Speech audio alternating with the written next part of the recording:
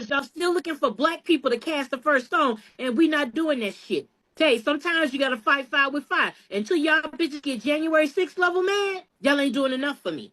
Until you get that level of mad, until you get, I'm storming 1600 Pennsylvania Avenue mad, I'm storming the Capitol mad, it's not gonna work. You can do these protests, you can do these No Kings Day, all of that shit. Y'all can do the aerial view and see the pretty little shit y'all done like made, the little letters and shit. But until y'all get mad enough to go wreck some shit, I'm talking about like 1992 LA style. We don't want to hear that shit. I need y'all to get that mad. I need the cul-de-sac to be on motherfucking fire, bitch. That's what I want. Until I see that shit, then nah. Y'all not mad enough. Y'all are not mad. I don't know what it's gonna take for y'all to get that mad, but you're not mad enough yet. Watch the full episode exclusively on YouTube. The last time we saw white people in the streets with the same level of hate and rage that we think we should be seeing now is when they were fighting segregation. Somebody had to say it.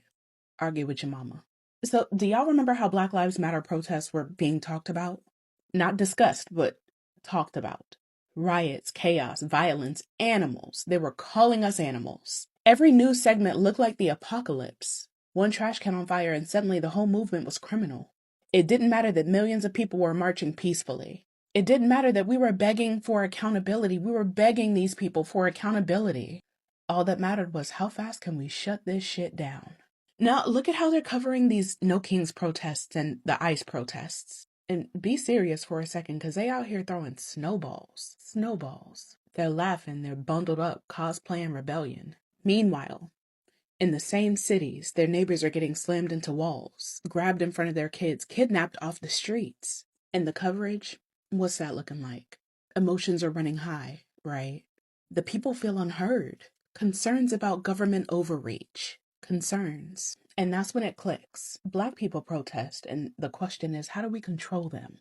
When white people protest, the question is, how do we listen to them? Same streets, same disruption, wildly different tone. Now, back to when we saw white Americans as angry as they should be now. That was rage. That was mobs that we saw. That was screaming at kids walking into schools. That was violence wrapped in concern. And even then, it wasn't framed as extremism. It was framed as fear, as loss, as people struggling with change. Sound familiar? So when I see snowballs getting thrown while families are getting ripped apart, while they're attacking a car with kids inside, a black family's car with a baby inside, I don't think the media suddenly learned nuance. I think the empathy shows up when the protest looks like you. When the anger feels familiar. When the faces feel safe. When the rage doesn't threaten the hierarchy. It just asks for a better seat in it. BLM was treated like a threat to the country. These protests get treated like a disagreement with management. One gets militarized, the other gets moderated. So no, this isn't about peaceful versus violent. This is about permission. Who's allowed to be angry without being criminalized? Who gets grace while others get cuffs? Who can throw snowballs while somebody else gets body slammed into a wall just for existing? And that, white America, that is why people are mad.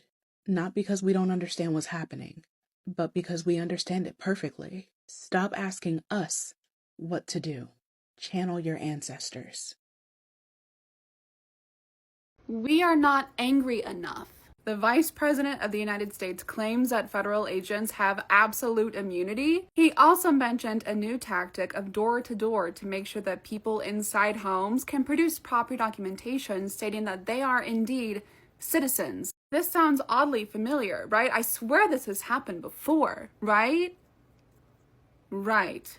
There is something that has been revealed about white Americans, which has actually sent out black Americans to call them out and tell them that they are not even angry enough. And this conversation is so uncomfortable to some point because it points out at people who are actually regarded as the most people who have had power in the United States of America. And now, this has actually made a lot of people to ask themselves that why don't you use this power when it matters? We have known you to have the power to be the dominant race in the United States of America, but now when that power is required to be put in use, you don't use it. White people, y'all not angry enough. They done took 2 of y'all people. They, as in those slave catchers, have taken 2 of y'all people. What y'all gonna do? You know what? I am used to seeing white folks turn over cars, set shit on fire when y'all win a hockey game, a baseball game, a football game. Y'all shut shit down. Where is that energy now? Y'all will tackle a motherfucker real quick. Y'all will fight the other team in the jerseys. Why y'all not handling business? I should see y'all setting shit on fire. I don't see none of that. Y'all not angry enough for me. Cause baby, I'm gonna tell you like this. Y'all know how we get down. How are y'all gonna get down? Because 2 people have been taken out by ICE unarmed. 2 of y'all people. And y'all have yet to set shit off.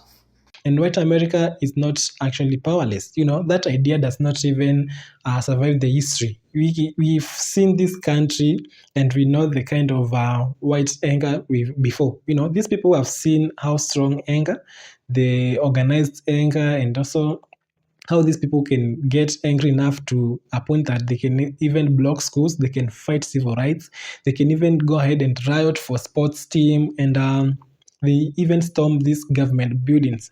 So when people say that they are tired or that they don't want or they don't know what to do, that does not even hold up, because we have known this race to be among the powerful races in the United States of America, and now that has even surprised the Black Americans to a point that they are calling out these white people that they are not even angry enough. And if they are not going to fight for their own race, nobody is coming to do this for them, because this is their own fight, something which they were warned over and over again against, but they just paid a deaf ear to the same. They did not heed to the warnings from Black people. We saw that Black Americans were calling out to these whites, telling them that when this system is done with us, when this system has not stopped oppressing us, it will start even eating their own people. It will start dealing with you just right in hand. And now that whole thing is coming out, and now we saw that these people started protesting, but they are not even angry enough. Forget about just the lack of representation. Why does it feel like our government hates us so much that they're constantly trying to actively hurt us? Not just with ICE, not just with the fucking big beautiful bill and all the shit that they do, not with the Israelification of all of the fucking media and taking over TikTok and saying, oh, actually we own all your shit. And not only are we going to not pay you for your shit, we're going to own your shit and then we're going to sell it to other people and you're not going to get any money from it. It's like, no, they literally hate us. The government is constantly being like, how can we show them we hate them the most? Our government is literally actively hostile to us. And the thing is too, is that not only are they ruining everything about this app, we're not even going to be able to see what happens in foreign countries anymore. Okay? Not Gaza, not Italy. Apparently there's some amazing protests happening in Italy. Can't see it. The shutdown that's happening right now in Minnesota, can't see it. I'm not seeing any of that. All I'm seeing is fucking TikTok shop. And what gets me every time is how little people care. Like how little people, everyday fucking people just walk through life not giving a fuck. When the system hurts Black people, immigrants, or anyone outside the white circle, a lot of folks were so loud in support of the system. The ICE raids, the police violence, the federal power, and it also defended the law and order. And to some point, well, that was the help all along from these white communities. But when the system now has touched the white families, suddenly there is a shock, confusion, there is silence. And now they've even gone ahead and started forgiving themselves first.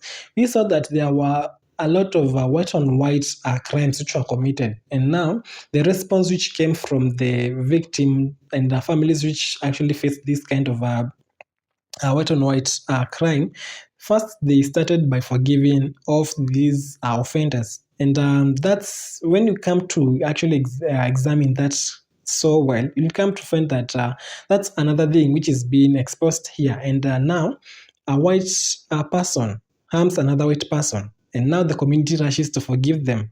And they don't get to see their names. These people have been killed, but they don't get to see their names. They don't ask the questions which matter, because some cases we see that they end up unresolved. You don't even know what was the bottom line of this whole kind of violence. And now the goal, which is out of all this kind of forgiveness and not naming out their victim's name, it is just to protect their own image. And that's why it is so costly to them. And now the truth now is now buried down to protect their own image. They don't want to be seen to be violent, as how they've been accusing the Black Americans to be the violent group in the United States of America. But when a Black person is harmed, there is no patience. They don't give them grace. They just say that, you see, we have told you that Black Americans have always been the violent ones. They are so chaotic. They are so unmanageable. They cannot be controlled.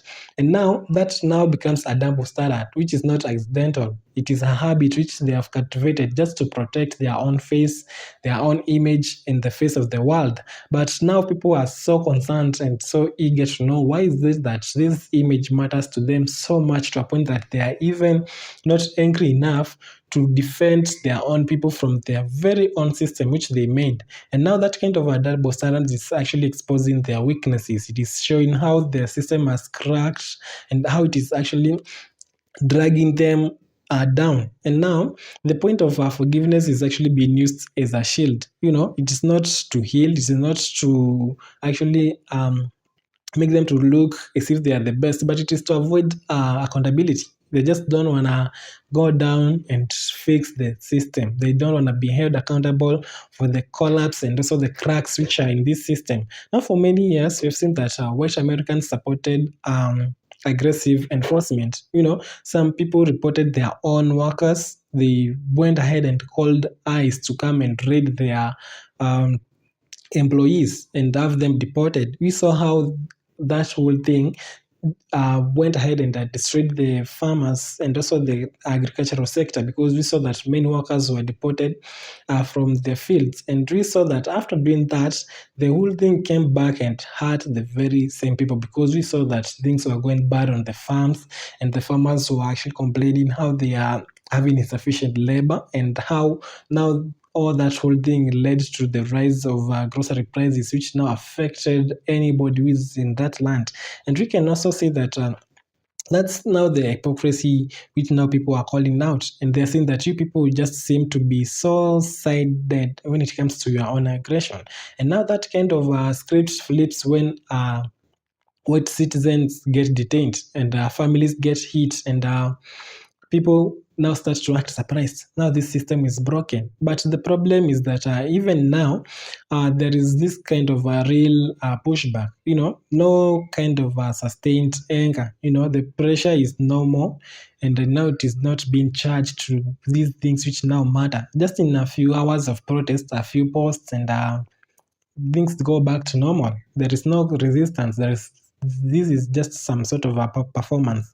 And now we have seen the Black communities calling these people out. They need that power which these people seem to have possessed for quite some time, to be used in this situation when it matters, not just when they are against the Black and people of color. And now the future of that country does not depend on the minorities waking up to these kind of assaults and also all these things which they have gone ahead. It depends on whether people with the most power finally decide to stop actually forgiving themselves and start holding their own people accountable. Because if that does not happen, then it will just be another noise over and over again. Let us know what you think. Are the white Americans angry enough to stop whatever thing is happening in their own country? Or was it just some sort of a performative anger which is directed to a community when they want to deface them, when they want them to be branded as how they are not? Let us know in the comments down below, and you can support our channel by subscribing.